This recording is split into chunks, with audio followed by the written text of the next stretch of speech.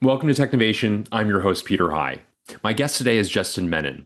Justin is the Chief Digital and Technology Officer of Rite Aid, a full service pharmacy that includes a pharmacy benefit management company and a front end retail operation. The company earns roughly $24 billion in annual revenue. In his role, Justin owns the digital P&L, running all things digital for Rite Aid, while also leading all of the technologies used to run the company. He's led remarkable transformation and modernization activities at the company, standing up a digital operation from scratch. And I look forward to hearing more about the work he and his team are doing and the innovations they're driving. Justin, welcome to Technovation. It's great to speak with you today. Thanks, Peter. Appreciate the invite and appreciate coming to speak with everybody here. Yeah, it's wonderful. I've been looking forward to this conversation. Well, so you are the Chief Digital and Technology Officer of Rite Aid, and most people, I think, listening would be at least somewhat familiar with Rite Aid's business. But there's certainly some aspects and nuances to it that may be less familiar to some. And I wonder if you could just take a quick moment and provide a little bit of a sketch of the business, please. Yeah, sure thing. So Rite Aid is a full service pharmacy that's really focused on health outcomes for our customers. Our revenue is roughly $24 billion. And we're in the midst of defining what we call the modern pharmacy. And that's really focused on meeting our customer needs with a really wide range of vehicles that offer convenience. They include things like retail and delivery pharmacy, services through some of our subsidiaries, Elixir, Bartell Drugs, Health Dialogue. Elixir is our Rite Aid pharmacy benefits management company, and it consists of things like mail order, specialty pharmacy.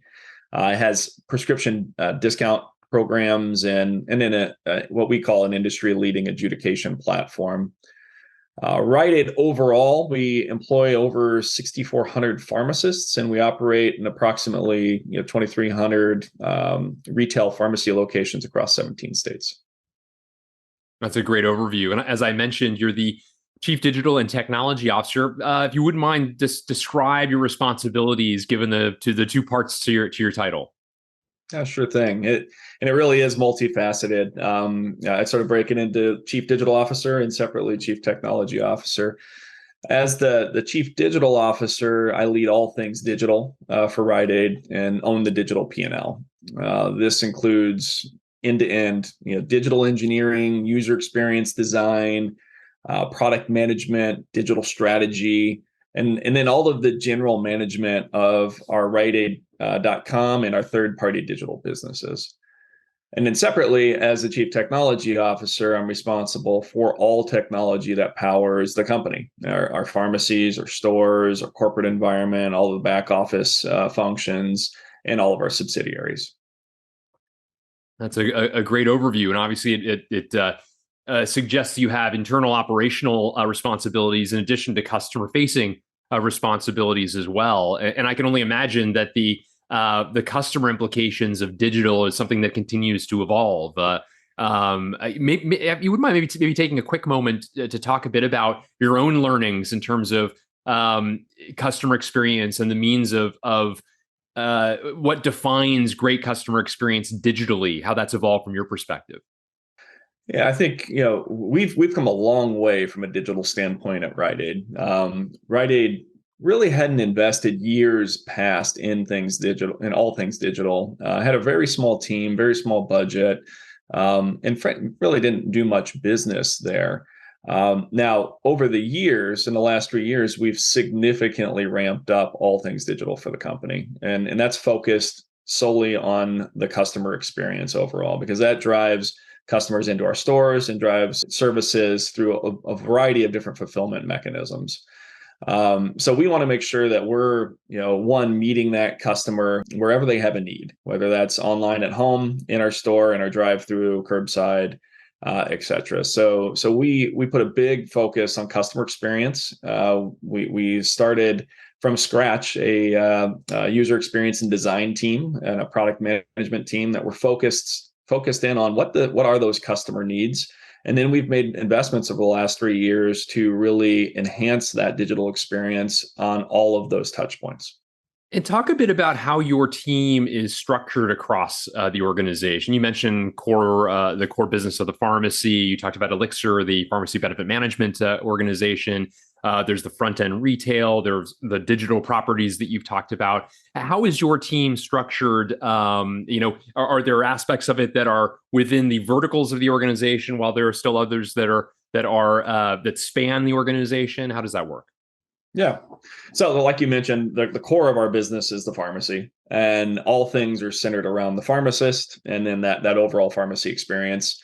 Then we have Elixir, that's our really second largest business, and that's the pharmacy benefits management company and really a significant growth engine for the company. And then the third is our front end retail environment. So now our technology team is set up to support that through both shared services and dedicated teams. So from a shared services standpoint, we have things like information security, our infrastructure and operations, enterprise architecture across the organization, PMO, quality, business intelligence. Those are the shared service types of functions that we provide to all areas of a company. And then a fully dedicated product management, engineering, delivery, and solution architecture team for our Elixir business, given the scale and really significance of that business. They're really focused on evolving our adjudication SaaS platform and services. And then we have a dedicated team of engineers and architects in our pharmacy, our retail business, and in all of the back office functions. So that's on the chief technology officer side of the house. And then finally, we lead a completely separate team for the digital business. And that includes all aspects, like I mentioned earlier, of the digital business end to end across the company. Again, a big area of growth for us overall. Understood. Yeah, very interesting. And how do you think about the combination of setting common technologies? You talked about some of the shared services. Obviously, that suggests a level of commonality across information security, EA, the PMO, QA, business intelligence, some of the things that you mentioned there. Beyond that, how do you think about those aspects that are unique to each of those businesses versus greater opportunities for single investment used to impact multiple parts of the organization? A broad question, admittedly, but obviously something that I'm sure you have to balance, as sometimes it is appropriate to invest once for a unique need versus, I have to imagine, a desire to do things commonly where that's appropriate. Yeah, I think we want to make sure in the most important areas of our business that we have specialists, and those specialists can go deep and drive the growth and change that's necessary to evolve those businesses to that modern pharmacy. So, at its core, those dedicated teams are focused on areas like the pharmacy, like our retail footprint, like Elixir, and in the specific products and platforms in those areas where in many ways we have our own IP. There's the question around build versus buy, and what we're really looking at here is we want to build in the areas where we have an intellectual property. So I'll use Elixir as an example. We have what we consider an industry leading adjudication platform. In the services that surround that, there's really nobody else out there that has something of the scale that we have for mid-market PBMs in this space. So it's not something you can just go buy off the shelf easily. And frankly, we serve a lot of other PBMs in this space. They leverage our technology. So that's an area where we build. We have a very deep engineering team with a lot of subject matter expertise in the PBM space. Whereas if we're going to go implement a new HR solution or a new finance solution or a new supply chain solution, we want to take and buy and integrate and focus most of our time on integration with people that are companies that have industry leading solutions. We don't want to reinvent the wheel in those cases, and that's where we're really taking the best of breed solutions and integrating them into the company. Very interesting, and I like this example of the leading adjudication platform developed within Elixir, where you built, but actually is now presented opportunities for others to buy. Yours is the sort of off the shelf, if you will, because it has become such a leapfrogging any standard that existed. Very interesting. I wonder at what point in the development of that was it clear that this was something that could be productized and taken outside? If I may assume that initially it was done for your own purposes, but that might be incorrect. It was actually this was before my time, but it was actually a company that was a standalone that provided services to other companies. Now we've taken that asset over the years, and now we've modernized that, and we continue to modernize that platform, and we bring that out to not only serve our customers from our PBM standpoint, but we also power several other PBMs as well. Very interesting. Yeah, I appreciate that overview. You mentioned earlier that you're kind of in the throes of a turnaround at present, and I wonder if you could define some of that. I mean, you talked about some of the implications from a digital perspective that a lot of what you've described is relatively new in terms of vintage and thinking. Talk a bit about some of the other aspects of what that has entailed, and even what's ahead, if you don't mind. Yeah. Yeah, we are in the midst of driving a significant transformation. And like I mentioned earlier, the modern pharmacy is really our goal. And while we've made significant progress, there's definitely quite a bit of work ahead of us to realize that overall vision. But where we started from a technology standpoint first was solidifying a strong leadership team and then organizing around that team for success.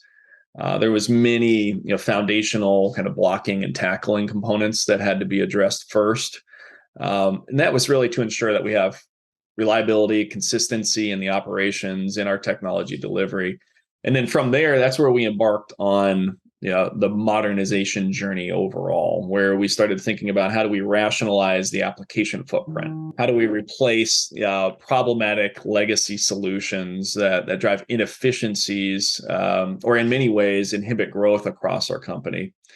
That included technology solutions in our PBM and the supply chain, pharmacy, retail, HR, et cetera. But of course, we couldn't replace everything overnight.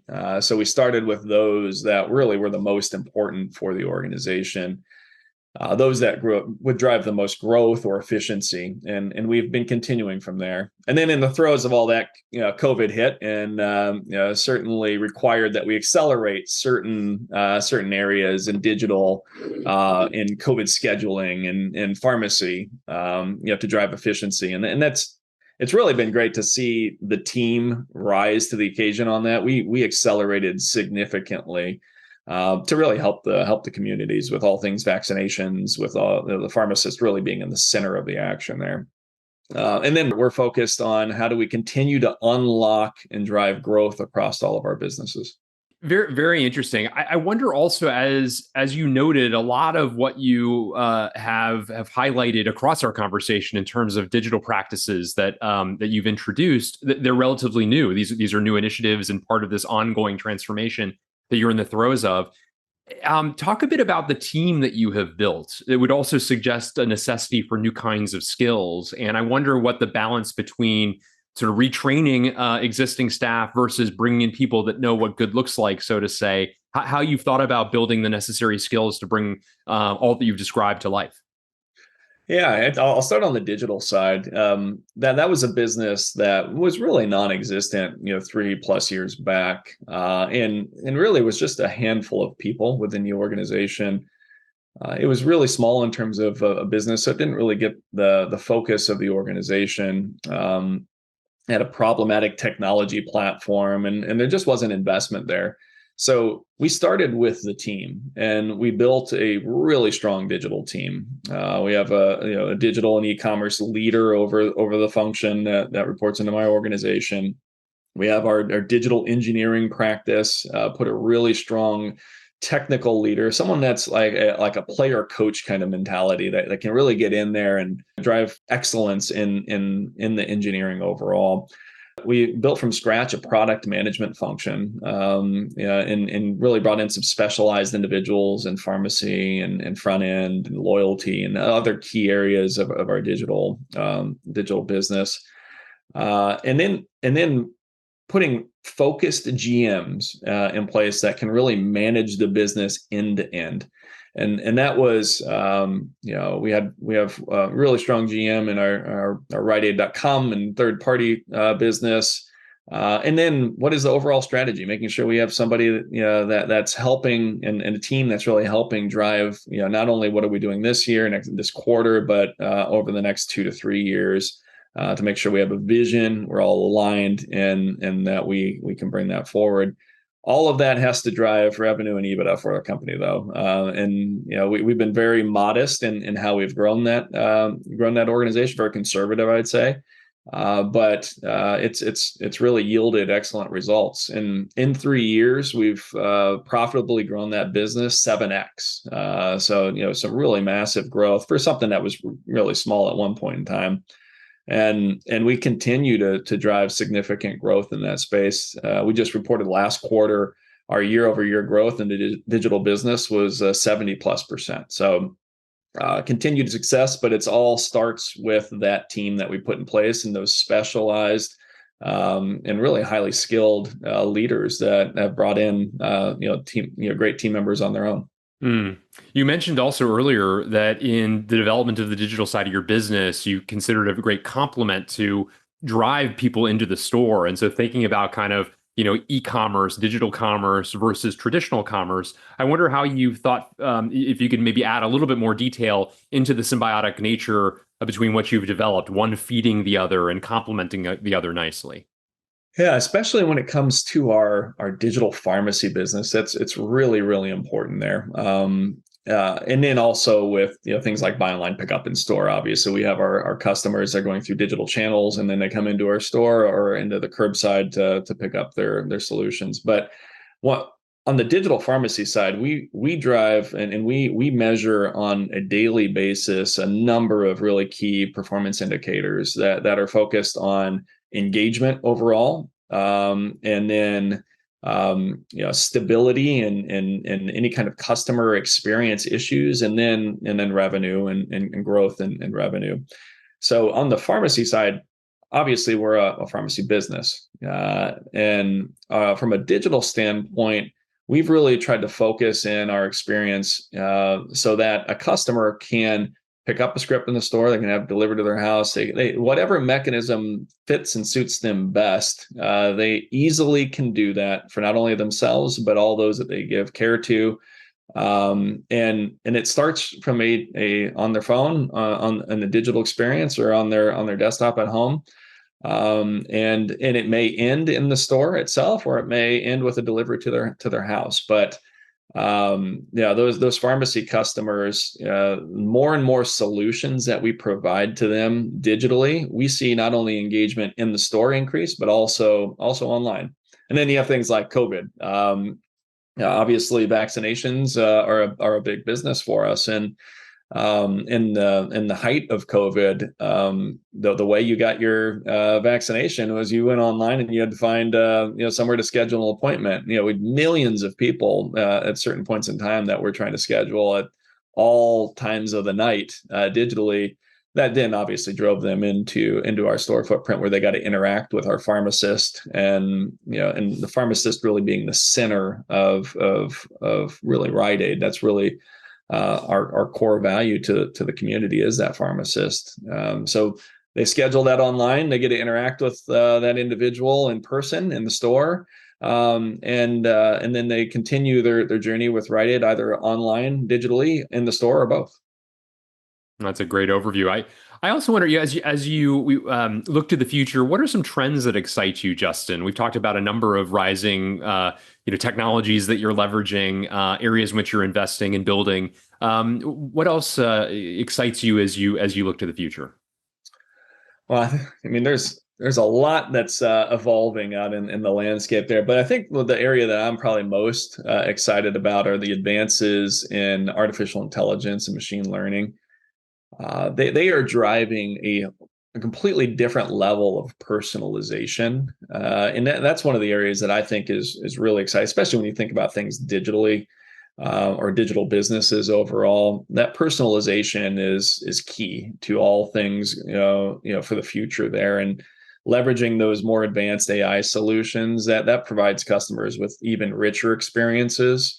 more personalized, richer experiences. So that's one of the most exciting. We just announced a big partnership with Google, and we're doing a lot with analytics and Google and our data warehouse and making sure we have the best technology out there to drive those insights into our business and insights for customers to make the appropriate medical or medication decisions and as well as selecting the right products for where they are in their journey.